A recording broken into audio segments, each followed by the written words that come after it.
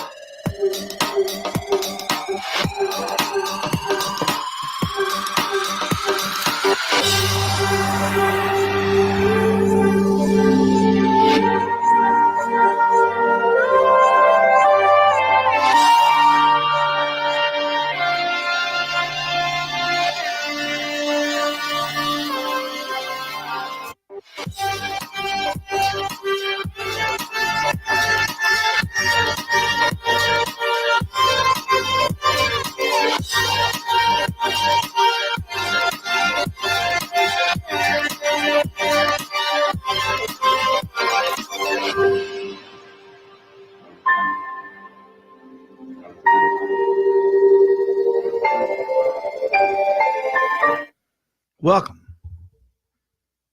And a great Wednesday evening, early afternoon, depending on what part of the country you're watching from the Owls Nest BBQ Show. I'm your host, Steve Ray. Thank you, Emma Grace, for that great welcoming like you do every Wednesday night.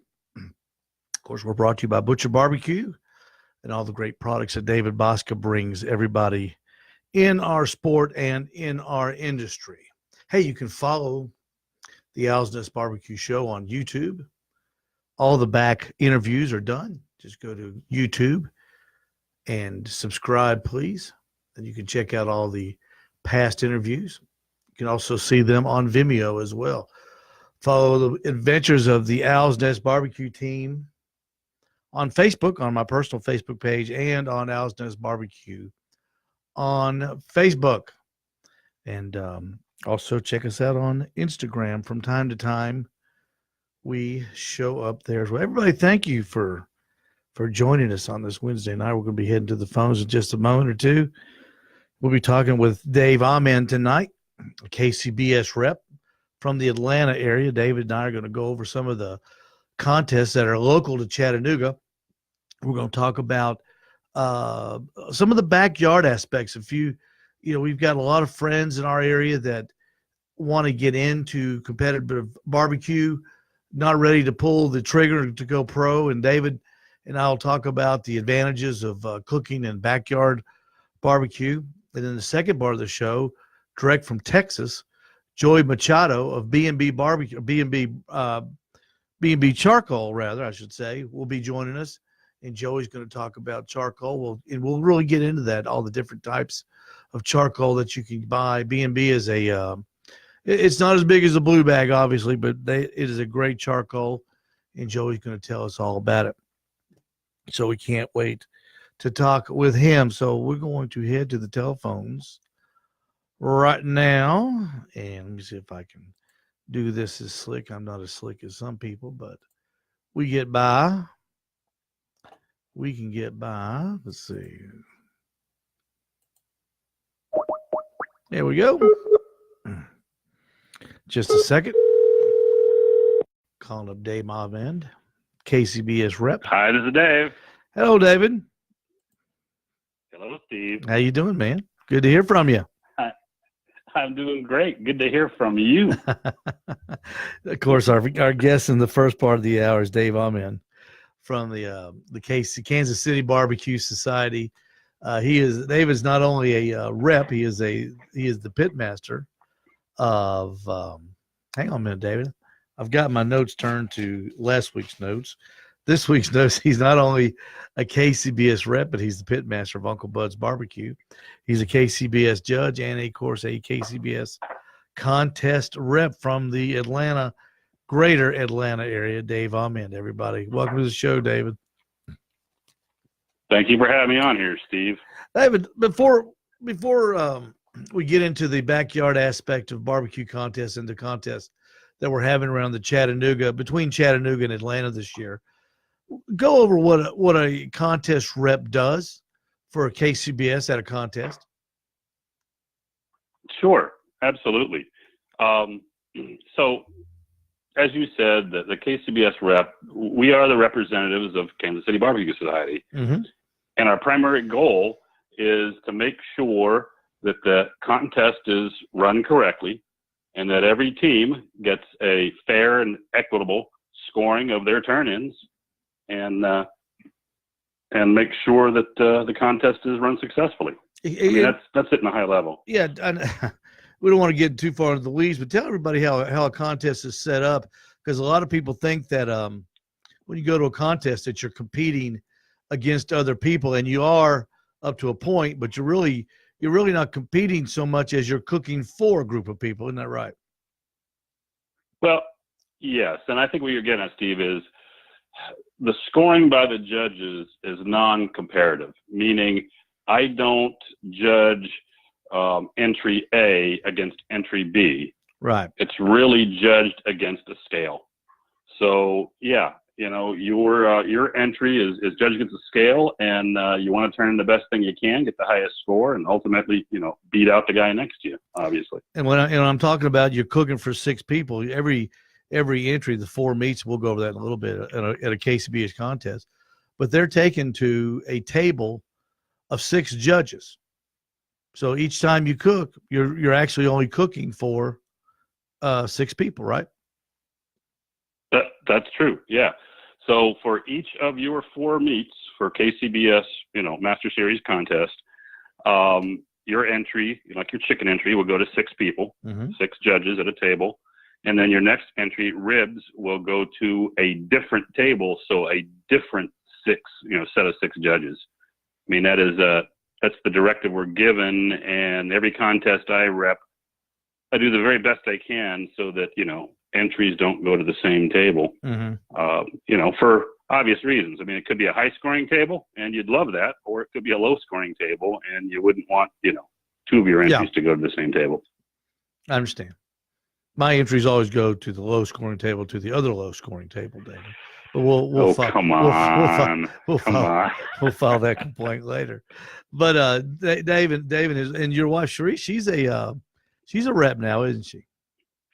Yeah, I mean that's something we're kind of excited about. Yeah. I've been a rep for. You there? I've been a rep for almost five. Yeah, I've been a rep for almost 5 years now. Mm-hmm. And my wife Cherie just became a official rep last year. Although if anybody has seen me at a contest, she has always been my right hand, my assistant. Always did data entry for me. Mm-hmm. I mean that's a pretty tough job. We strive for 100% accuracy, keying those scores in, and she does a great job doing that. So now she's official, and we will rep contests this year together. I think that's a great husband and wife hobby to have in the barbecue world, is doing what you and Cherie are doing. And Dave, the contest around Chattanooga, Atlanta, you're normally one of the reps at those contests because you live in this area and you don't want to drive too far.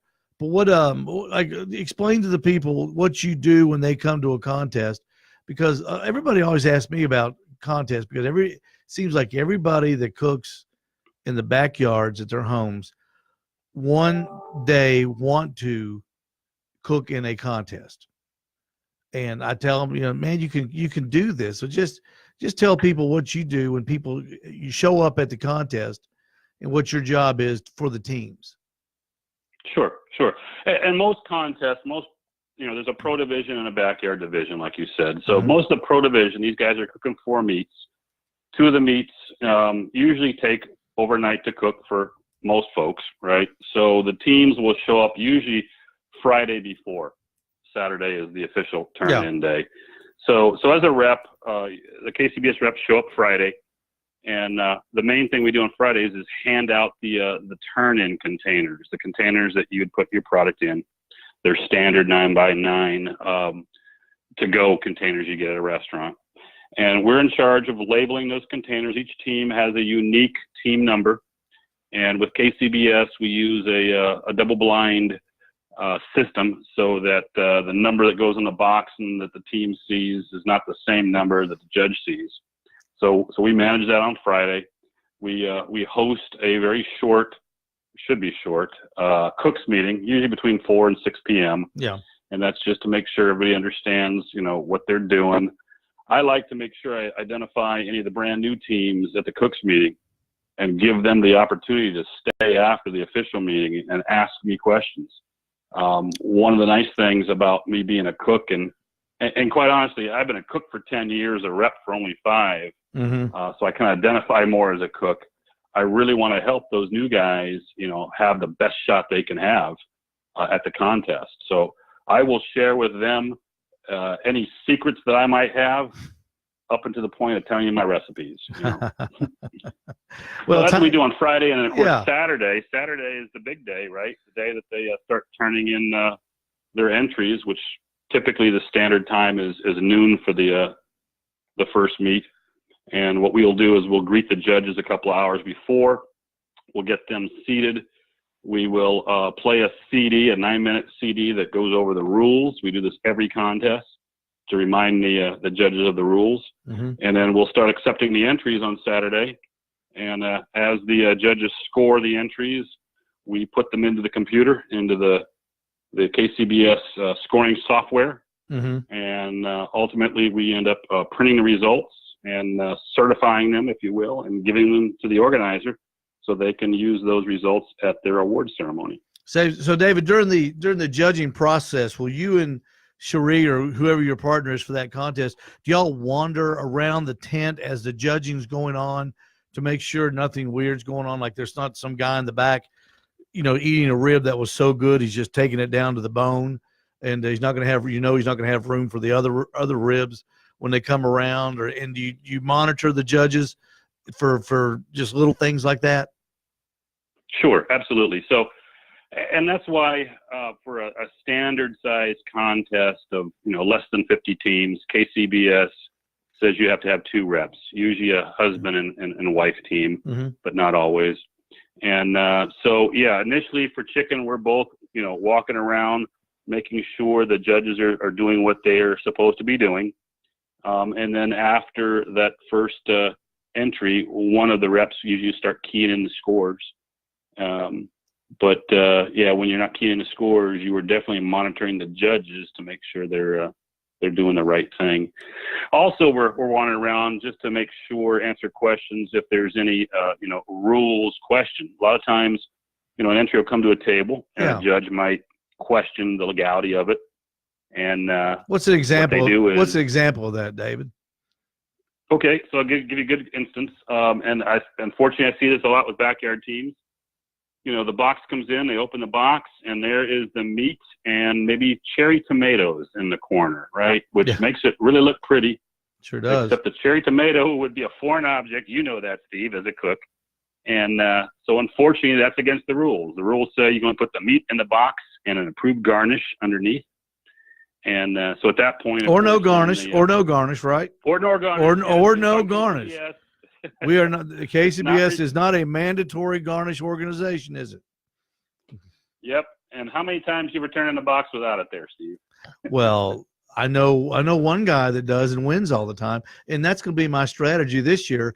I'm going to start not using garnish, and they're going to think that guy's at the contest. And when it hits the table, the judge is going to go, "Oh, that guy's here. That guy's here. He wins all the time." And they're going to think that. Well, it doesn't matter what it tastes like. They go, "Oh, that's what it really tastes like. That's what good barbecue tastes like." And I'm going to walk away with a win.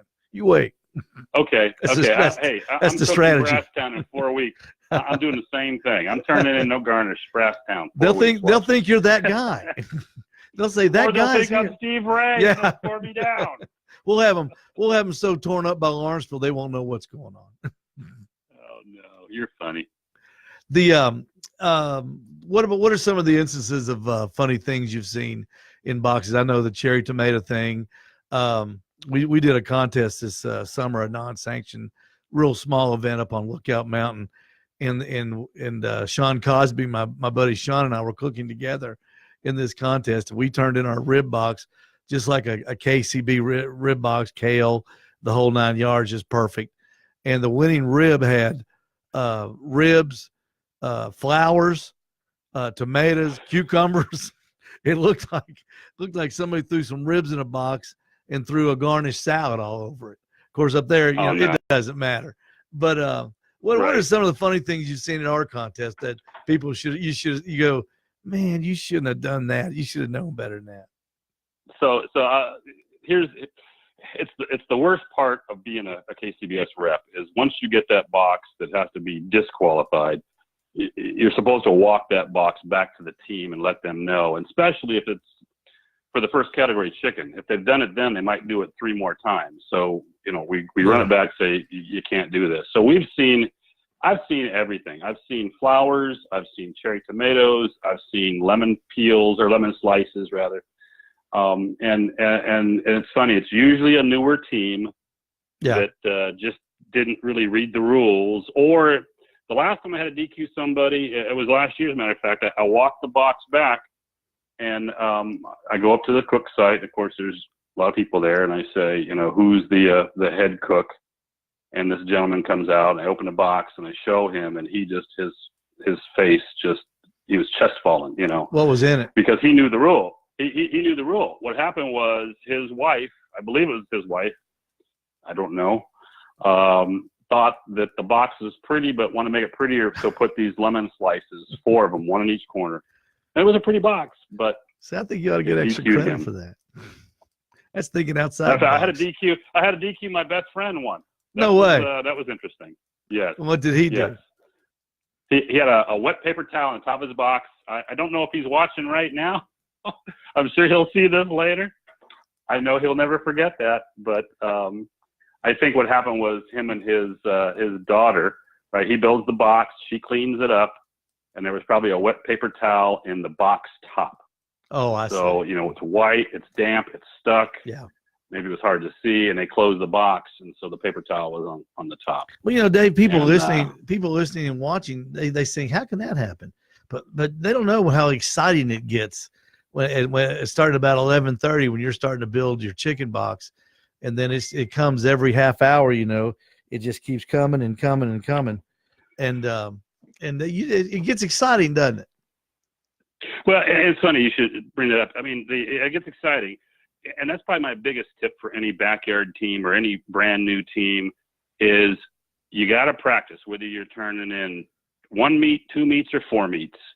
You got to get in your driveway, and you need to say, okay, I'm going to turn this box in at noon or 2 o'clock, whatever you pick, and then do your cook and have that thing ready to go. Because, it's different when you're cooking for yourself or your family, and you got an hour window to feed somebody versus, hey, you have a 10-minute window with KCBS. 5 minutes before noon, 5 minutes after to get that chicken in. So, it can be very nerve-wracking. Well, it's a lot of fun, and people I wish more people would just come out and try it. That's I guess it's the fear of the unknown, and I have people, my buddies come by the station, and I'll tell them about it, and they'll say, well, I want to go with you, and I say, yeah, I'll take you, but get you a couple guys and do the backyard, and we can talk about that because I was looking when I wanted to get a hold of you the other day, I was looking at the schedule, trying to plot out my schedule for the year, and we've got a unique situation here in the Southeast, David. On March the 1st and 2nd, there's a KCBS contest down in Lawrenceville. Then in April, the end of April, there's a contest down in Calhoun. Then in the middle of May, there's one in Rome. And then at the end of May, there's one in Lafayette.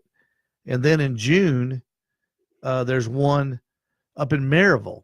Now, I know I'm leaving some out, and I'm not doing that on purpose. But what I'm saying is you've got 1, 2, 3, 4, 5 contests within Chattanooga, within an hour and a half of Chattanooga. And it's a good opportunity for these guys and gals to try a backyard, isn't it? Well, absolutely. Matter of fact, it's funny you should mention that. Just about an hour ago, I went onto the KCBS website, kcbs.us, and went to the events section and the search function, and I plugged in Ottawa, Tennessee, your hometown, and I said 100-mile radius, and I think it was 16 contests popped up, and I didn't realize you had that many within 100 miles of you. David, we have are the luxury of being you're close to Chattanooga, you're close to Knoxville, and you're close to Atlanta. So you're really in a great spot there, Steve. We're I've always said that Chattanooga, Ottawa is the epicenter of barbecue.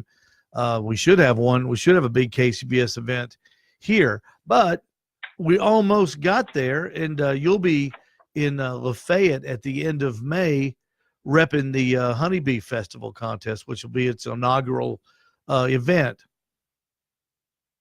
Yeah, let me tell you about that one, because I just talked to the organizer, Chris Finkbone. Yep. This is a brand new first-year contest for KCBS. They've actually done the barbecue contest for the last 2 years, unsanctioned, and due to the success of it as part of the large festival, it's sponsored by the city of Lafayette. They've asked Chris to go ahead and sanction it. So we had a conversation, probably about an hour long, my first conversation with the organizer during the holidays, and what I heard really made me happy. Chris was saying all the right things. The biggest, and this is important to, I know, the pro teams, is they are putting in permanent power and water for the cook teams, which is just big. I mean, they've done it the last 2 years in a parking lot. Yeah, I've been there. I've been there the last 2 years. You did that one? Okay. Yeah, I did them both, and it's a dump. I mean, it's a fun contest, but where they put us was back in the middle of nowhere. Right. I mean, it's just dump. Well, what Chris said is that no throw off on Chris. I love Chris, but no throw off on them. So they're moving. Yeah, they're moving over to the unused football field, and we talked about, he'd like to have 30 pro teams and probably 20 backyard. And we talked about the space he needed, and they said the city right now, I believe right now, is putting in the water and power, and they will have it ready to go. Also, the things that he said about taking care of the cook teams and the judges, I mean, he was saying all the right things. So I'm very anxious to keep working with Chris and make that contest successful. Dave, last year there was 12 teams in the small contest. Every team got this huge, I forget what it's called. It's what it is, a big wok that sits on top of a tripod looking thing that runs on LP gas. You just screw it into the side, and you can cook outdoors, and it's like $350. And every team got one. That was the greatest goodie bag I ever got. This thing that Chris and his staff gave to all the cooks. So I just can't imagine how good it's going to be. Fire disc. Thank you, Sean Cosby. Sean just told me what it was. It was a fire disc. It's called fire disc. Okay, cool. Look it up. Yeah, matter of fact, Steve, it's one of the brand new contests I want to talk about. And they will have backyard. It's Hagen on Lanier on August 2nd and 3rd. It's at Lake Lanier, which is in Gainesville, Georgia. So it's northeast Georgia corner. It's close to you. Again, within 100 miles. And here's what's unique about it. So Hagen on Lanier, I think, was around for 3 years, and then went away when the sponsoring organization just couldn't handle it anymore. So a guy who lives up there, a backyard cook, Stan Kaminsky, said, I want to bring this back. So he's doing something fairly unique.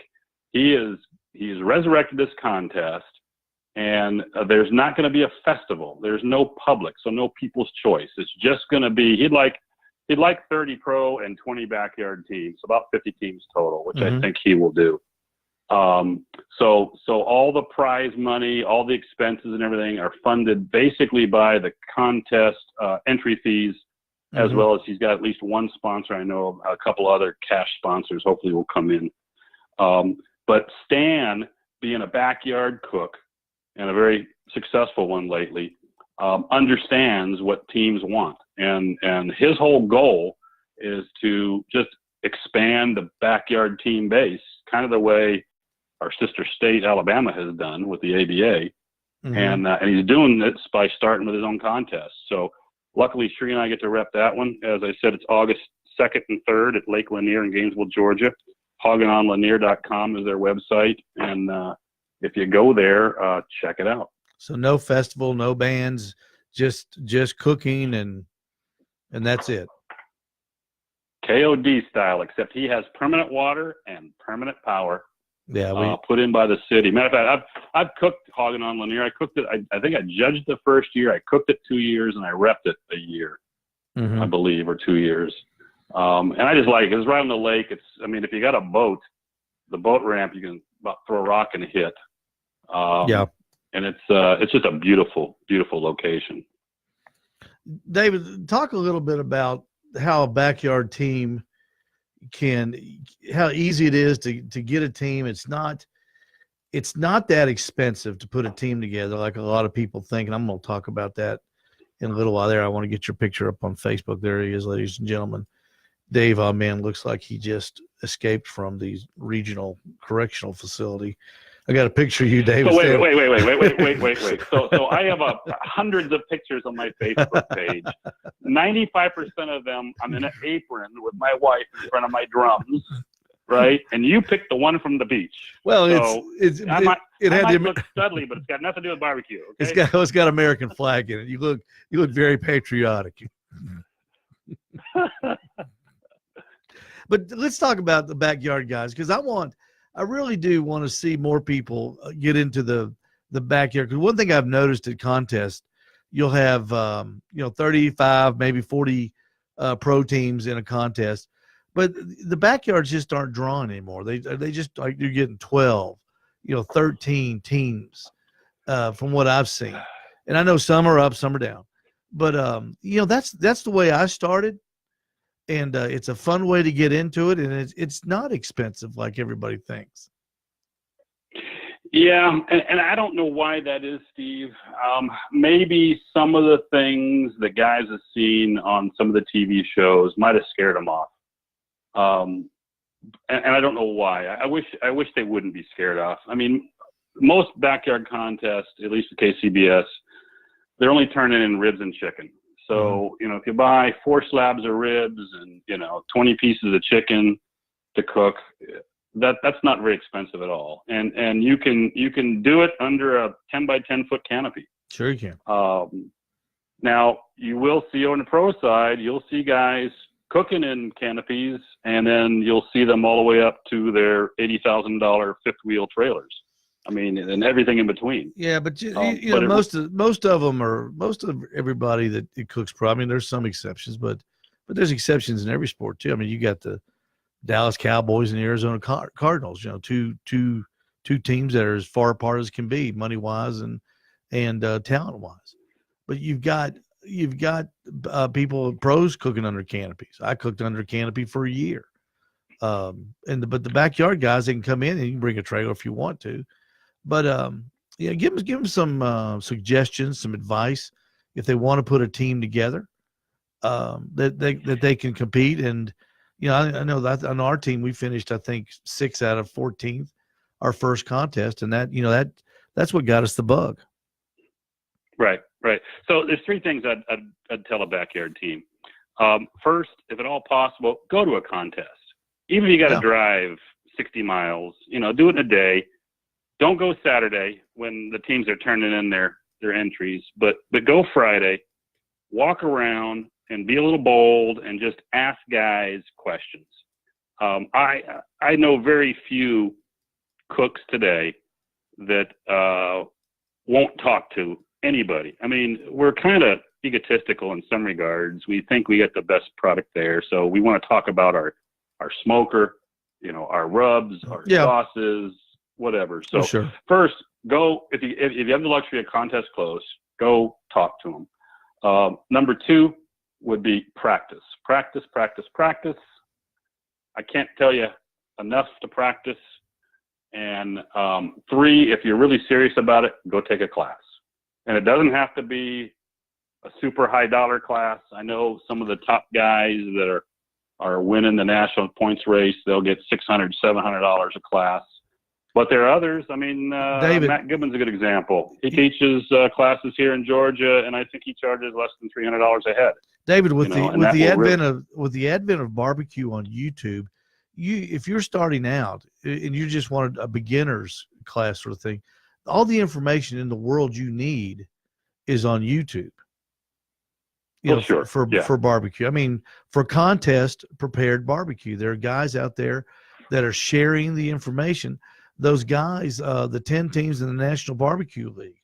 I've got Brad Leininger coming in next Wednesday. He's the head of that league. They've been posting videos on Facebook and YouTube that they give away all of their technique. I mean, they leave. I hate it. I actually hate it. It's awful because I spent $750 and my wife and I flew to Kansas to take Brad and Tim's class 2 years ago. and he's on there showing you how to do it for free. Well, he did beef ribs on his last one, so we don't cook beef ribs. So in actuality, and I'm joking. Yeah, I know. Yes, you can get a lot of good tips from Brad and others on YouTube or Facebook. But the beauty about the class is being able to ask questions. I've taken Johnny Trigg's class. I've taken Rod Gray's, Donnie Bray's, Warren County Pork Choppers class, Shake and Bake. I've taken a bunch of them, and they're invaluable. I mean, just the questions you can ask, and really feel the product, taste the product. Once you taste, I think it's a benefit. Once you taste a winning one, it kind of humbles you real quick and kind of makes you go back to the drawing board, doesn't it? And I'll tell you what, one other thing just came to mind, Steve, is if you're serious about this, go take the judging class, become a certified KCBS judge, and go judge contests. And I'll tell you why. Like I said, when I first started 10 years ago, I thought my chicken was the bomb, and I was still scoring poorly. And then I went and started judging, and about the fifth contest I judged, I had 180 chicken, which is, if you don't know, those out there, perfect score, top score. And it was like, oh shoot, my reference of good or excellent was not correct. No, you need to turn it up a couple notches. Yeah. Once I tasted that, it's like, yep, I got to turn up a notch, and that's when I went to a class. And you got it. And as a pit master, was it last year, the year before, you got a GC, didn't you? Grand Championship. Yeah, but there's an asterisk by it. Hey, David, I don't care. A GC. David, I'm listening. I'm gonna tell you something. Winning any contest, I don't care if it's the Ace Hardware rib cook-off next to the Food City. If you win it, man, you've beat everybody. You've got the best food there, and I don't care how many people are in it or what kind of contest it was. Winning a contest, it's like it's hard. It's hard to win. It is hard. It's hard to win. It's fun to cook, and it's fun to be out there with your friends. But when you start the competition, man, it is hard to win. And that's why if you follow barbecue at all, the fellas at the top that you see their names week after week after week, it's amazing what they do, and how well they do it, and how often and how well that they do it. Don't you think? Absolutely. I mean, it's just a great sport. Dave Ahmend, he is a KCBS rep. He will be in Lawrenceville. What's the first contest you're cooking this year, David? We're doing Brasstown, which is February. in Young Harris, Georgia. That's the first weekend of February. Small contest, 30 teams, probably 35 teams. Always snows. It'll probably be probably at least cold, like in the 20s every year. I've done it 4 or 5 years now, and it's a great contest. But I'm looking forward to it. Can't wait to get started. Well, you'll be up against my buddies from Chickamauga, the Q-inator. They'll be down there, and I know you know those guys. Oh yeah, I know those guys. They're good guys. Matter of fact, they're having some success lately too. Yeah, I know. And it saddens me to see that because it's at my expense. No, they're great guys. Dave, thank you so much. We sure appreciate it. We'll be in touch soon, and we'll get you back on as the summer goes on, and check the status of Uncle Bud's Barbecue and check the status of the KCBS season. Thank you, Steve. I appreciate it, and thank you for everything you do for barbecue. You bet. The show is great, and then there's a lot of other things that you do behind the scenes that others aren't aware of. We all appreciate it. Well, thank you, David, very much. We'll see you. Dave Ahmend from Atlanta area, ladies and gentlemen. Great guy. Steve Jordan, welcome to the club. We're going to shift gears. Let me get a drink. Man, my vocal cords are stressed today. Let's get on the phone here. and we are going to talk. We're going to call Joey Machado out of Texas. Joey is the owner of B&B Charcoal, everyone, and we're going to talk about charcoal. And hang in there if you're interested in barbecue. This is one of the most important and interesting aspects about cooking barbecue, whether you're cooking in a contest or you're cooking in a backyard situation. Joey, he'll pick up here in just a second. Hello. Hey, Joey. Good afternoon. Good afternoon. How are you doing today? I'm doing good, partner. Everything good down there in Texas? Oh, you know it. If we're doing any better, we'd be you. If I'm doing any better, I'd be Donald Trump. That's the old saying. I'm going to pull your picture up here. You know, Joey, before we get started here, I'm gonna tell you something. You got a cool picture there. And well, thank you. I appreciate that. You know, you have got one of the coolest names I've ever heard. Joey Machado. Really? You sound like you should be like a one of those action figures in one of those G.I. Joe movies. You know, don't worry, Captain. Joey Machado's on his way. Captain Joey Machado and his band of Army Rangers are on the way to save us all. Oh, that's pretty awesome. I do have to interject real quick and tell you that particular photo came from actually one of my brand ambassadors, Darren Proctor, and he's out in the Virginia area. And I tell you what, he's one of the main reasons I brought him on was because he was such a great photographer. We've got a couple of great photographers with us this year, but like I said, Darren, he's an anomaly, that's for sure. Well, it looks great. He looked like a general, looking at his horseback troops, waiting on them to return from the victory. Enough about our fantasy Joey Machado. Yes, sir. Let's get down to the real guy. B&B Charcoal. Yes, sir. Joey, how in the world did you get involved in charcoal? Were you burning a fire one day and you just got interested in it? How did it all happen? Well, I tell you, one of the biggest misnomers that is out there is, you know, a lot of people have this impression that you know, I own the company or whatever, and that I got to say right off the bat that I do not. I'm an employee. I'm actually the sales and marketing director for B&B Charcoal. Okay. I've had a long history in barbecue. I've been a competition cook for about 19 years, going on 20 years. Wow. Out of Texas area, we love it. You know, I'm a big IBCA competitor, you know, from way back. Mm-hmm. Love the sport. I was like every other cook out there right now. You know, we worked so hard for so long, you know, looking for sponsorships and writing letters and making phone calls and begging and pleading. And I was lucky enough to have this introduction with the Kiner family, who currently owns the company today. And we hit it off, and we got out there, and I promised them the sun, moon, and the stars about getting out there and promoting their product and everything else. And sure enough, you know, it all kind of came together almost 2.5 years ago, almost 3 years ago.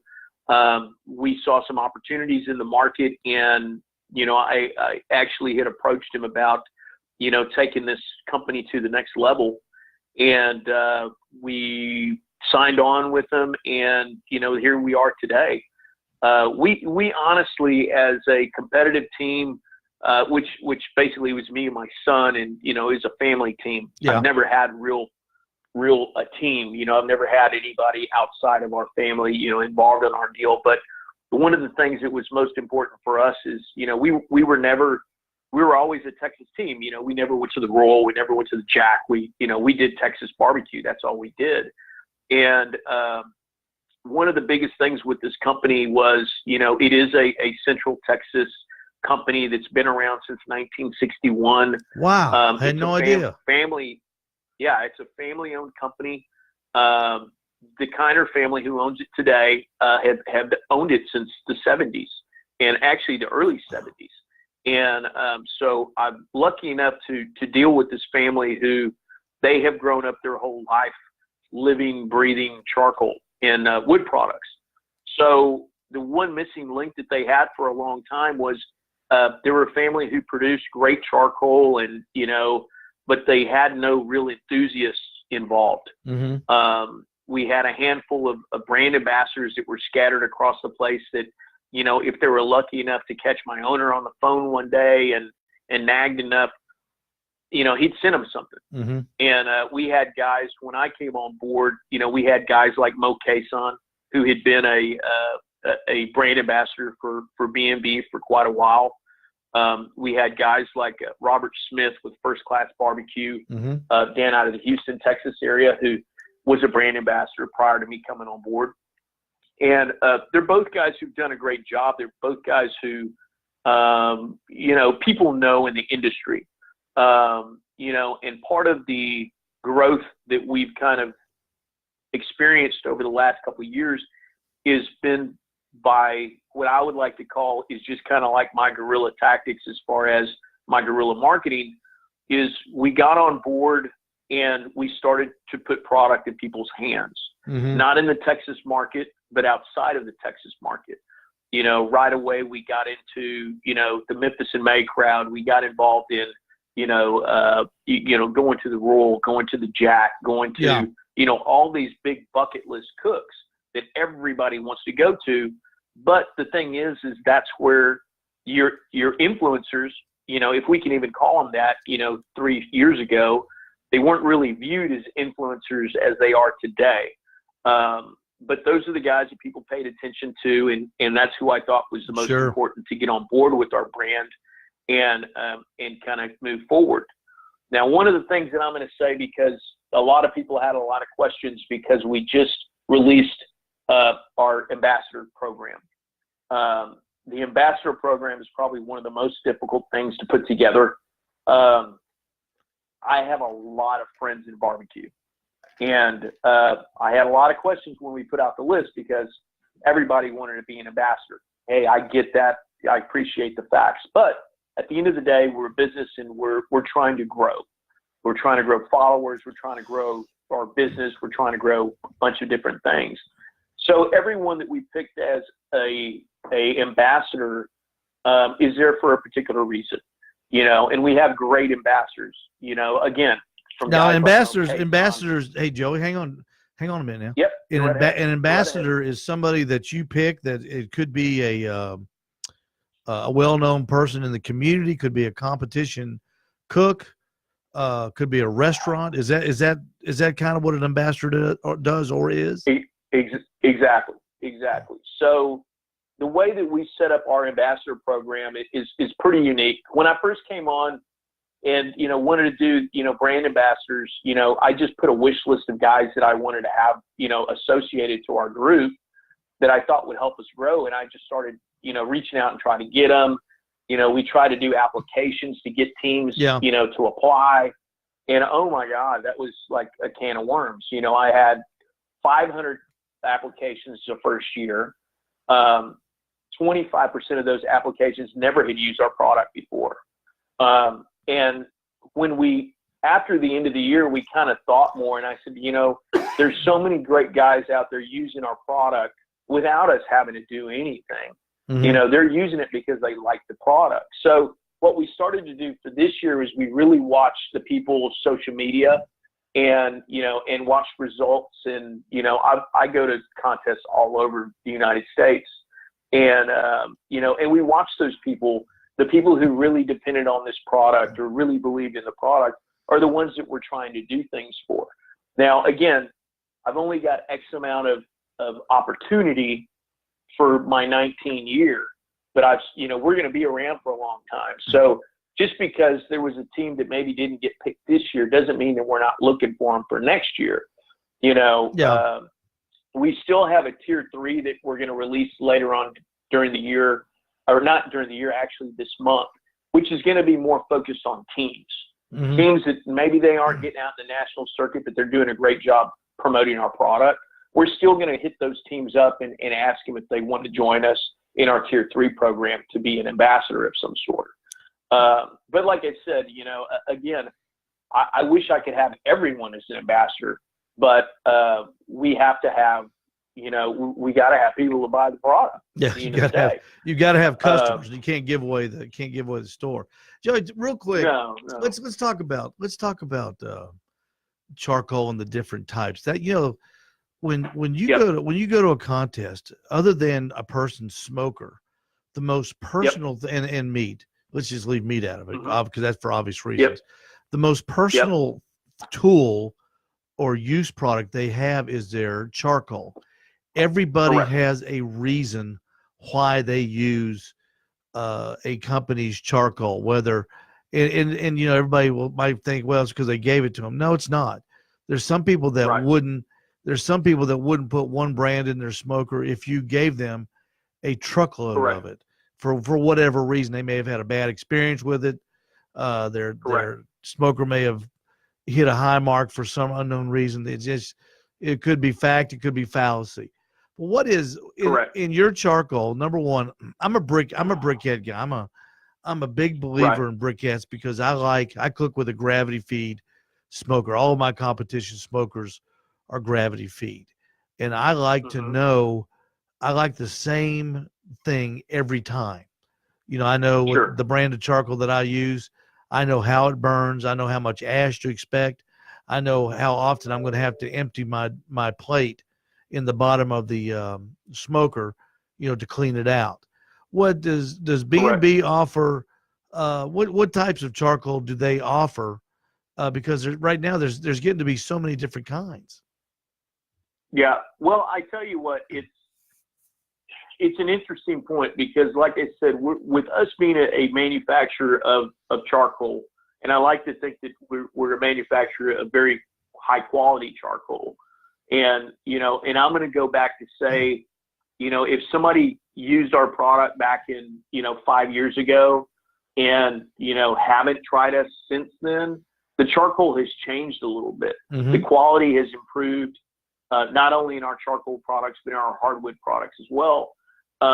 We came in, again, like I said, we were missing one element, which was an enthusiast. So we didn't have someone who was going, hey, general public isn't going to like this product. They were just filling bags and putting them on the shelf. Now we turn around and we look at all the things that are important, not only to competition guys, but to our average consumer. The websites now, everywhere that they exist, you've got 500,000 opinions on, what's a good product and what's not. Yeah. The only thing that we've got that we know how our process works. So we create a charcoal product that's derived from a live wood. So we start with a real tree that is potentially still green, and that's what we carbonize to create a charcoal product.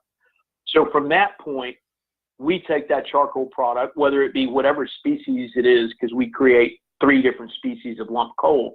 We do an oak, we do a hickory, and we do a mesquite product. Those are all lump coals. We actually have a screening process to where we're able to determine like 4 different sizing levels of our charcoal.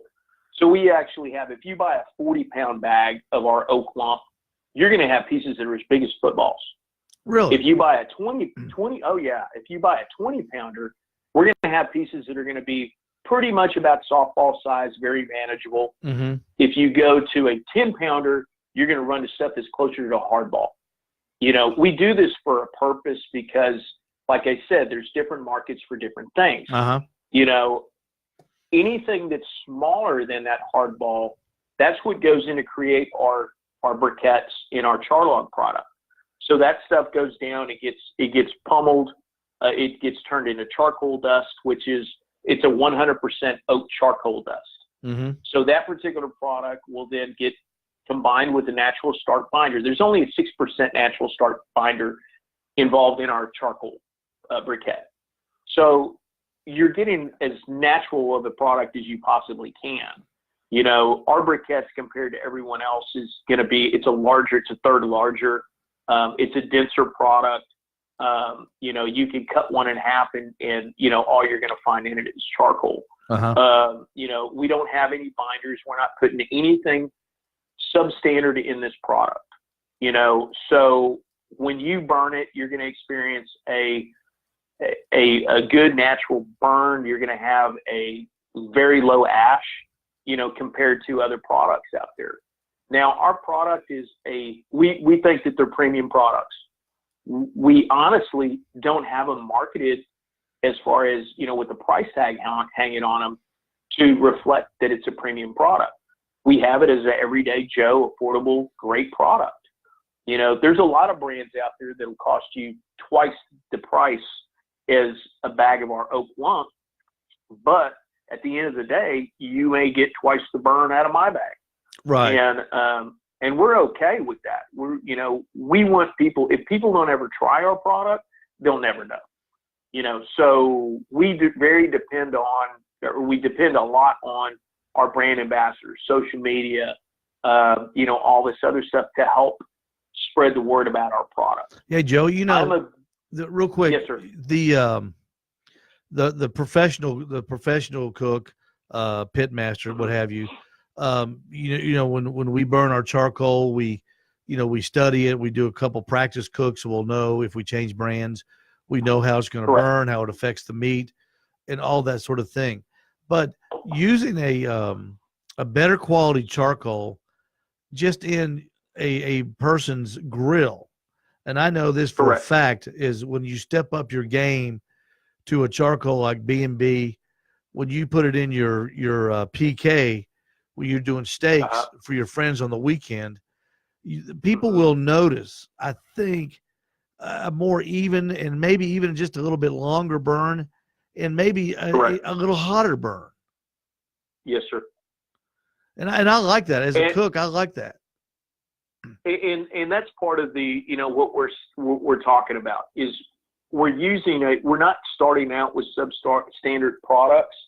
So that's not our finished product. Our finished product is a great quality product because, like I said, we're everything that's going in there is the same. You're not getting, flooring pieces or, dead wood or anything. Everything's the same consistency starting off on this deal. So again, like I said, whether it's our lump or, down to a briquette, we feel, and believe me, because when people complain or they find a foreign object in a bag or anything like that, there's only one person who gets that call, and that's me, because I want to know. And I can honestly say right now that, from the point when I first started to today, I don't have hardly any of those calls anymore, and we may get some calls on some mishandled bags, if, they beat it up in Academy or Walmart or Ace or whatever, that there's a high dust content. I can honestly attribute that to being, handled bad in a store, and I don't have any control over that after it leaves my distribution point. But again, like I said, I think that we're turning into again, we want to put out a great product for individuals. Nowadays people aren't buying meat out of, your local grocery store. They are, but you have a lot of guys who are investing money now. But Joey, tomahawks for the weekend, and grocery stores are furnishing better cuts of meat too. I know one of the grocery stores in our area, they've got the boutique refrigerator there, where it's like 3 steps up from the regular meat rack, and the price reflects it. And what I'm saying is, why go in there and spend $15.95 a pound on a ribeye, and then put it on something burning that isn't the best you can buy? It makes no sense to me. And I agree. And the thing is conveying that information to individuals to understand what's the best to buy. That's where our work's cut out for us. We have to, again, like I said, if people don't give our product a try at least one time, they'll never know. And I'm not going to knock anything that's out there. There's a lot of great products out there and a lot of great consistent products out there. But, like I said, are you paying too much for what you're getting? Is every bag the same? I can't answer that. Or on the flip but, side, is it too good to be true? Is it too cheap? Correct. Because I've bought correct. the too cheap charcoal lumps, especially lump, from the big box stores, and put them into a smoker and a grill, and I found a telephone cord in one of mine. So you just wonder, where did they get this stuff? And do I want to eat anything that was cooked over this stuff? Much less do I want to use it in a contest or try to make my best product. Yep. And I'm going to tell you, one of the big things about our product is, we make it, the way that we make it is not really well known as far as that goes. And there's some protected things that we have, but I'm going to tell you that the processes that we go through are processes that were done 100 years ago. There's a lot of hands that touch this product before it ever goes in that bag. Yeah. And we're very proud of that. We're not this isn't all automated, as far as that goes. Like I said, we do it old school, and we do it old school for a reason. We don't do natural charcoal because it's cool to do. That's because that's the way we did it, early on. And there's no reason for us to change, So again, like I said, we didn't make a green product to be hip. That's just the way we've always made it. Joey Machado, we're going to have to go. Tell everyone where they can go to get more information and what types of charcoal that B&B offers. Sure. Right now you can go to our website, which is going to be bbcharcoal.com. Just launched a new website out there.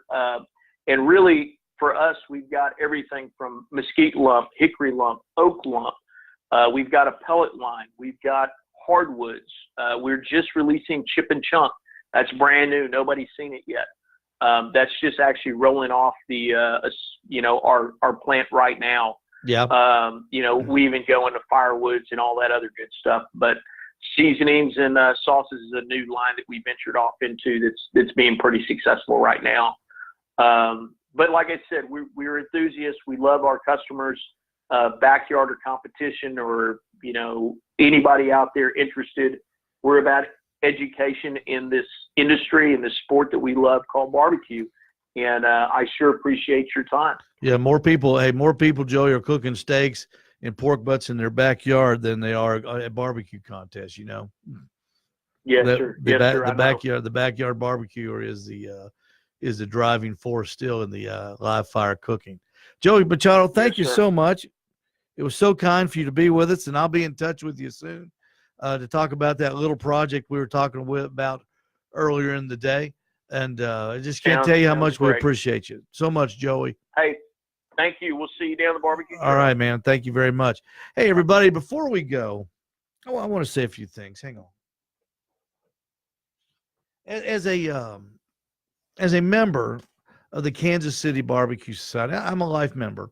And a lot of my friends, I like to talk about it. They always ask me questions about what is KCBS. And I even had a friend this week who's not a competition cook. He joined KCBS just because he wanted more information on cooking, and he's looking wherever he can go, and he hopes that by joining KCBS that he'll get that information. And I promised him that he would. Now, I'm going to say this. The elections are going on right now in the Kansas City Barbecue Society, and it's been a contentious election cycle. And folks, if you're not into the barbecue thing, I know it's, Steve, what in the world are you talking about? And I'm with you. You wouldn't believe, you just wouldn't believe the petty things that go on and the things that go on. I've got a letter here from a law firm that is threatened action against the KCBS board. I don't know who's right and I don't know who's wrong, but for all the members and for all the people that are involved in this election, whether you're running, whether you're on the board, you're trying to stay on the board, or you're resigning on the board, people like myself, Joey Machado, Dave Ahmend, Justin Rodriguez, Raymond Harrison, Nick Pope, Sean Cosby, those people are KCBS. It's not It's not the small world in which y'all live in. Okay? KCBS is made up of 18,000 people that are depending on you to get it right. And so I would urge everyone that is a KCBS member, if you've never voted before, go to the new website. It's easy to do. It takes literally less than 5 minutes to vote. You can look at the candidates on the KCBS website. You can read each one's stance and what they're trying to do. And then you can decide who to go and who to vote for. But for gosh sakes, if you're interested in the KCBS, if you do not like the leadership, if you think the leadership is corrupt, then go vote against them. If you like the leadership, you're happy with what they're doing, then vote for the guys that are running again. It's your choice. I'm not endorsing anybody. I'm not saying anybody has done anything wrong. But what I'm saying is we need to let the people that run KCBS know that they're dealing with a lot of lives out here, and they're dealing with a hobby that everybody enjoys, and we want to keep it going for a long, long time. And a lot of other things always happen when these contentious elections start coming around. People will say, well, competitive barbecue, they've made it too expensive. They haven't done anything. You cannot look to KCBS and say you've made it too expensive. Folks, if it's too expensive for you, it's because you have made it too expensive. I'm going to tell you right now, you can go and cook a contest. You don't have to have a trailer. You can take an easy up. If you want to wait till the weather gets better, so be it. You can sleep on a chair like we did the first couple of years under an easy up. You can stay up all night. You can get a motel room. You can get a buddy. Y'all can do it in rotations. You can do a contest for less than $500, buying the meat and everything that you need. And that includes the $250 to maybe $300 entry fee. But don't say that it's too expensive, because it's not. If it's too expensive for you, then you maybe have your sights set a little bit too high on the equipment that you need.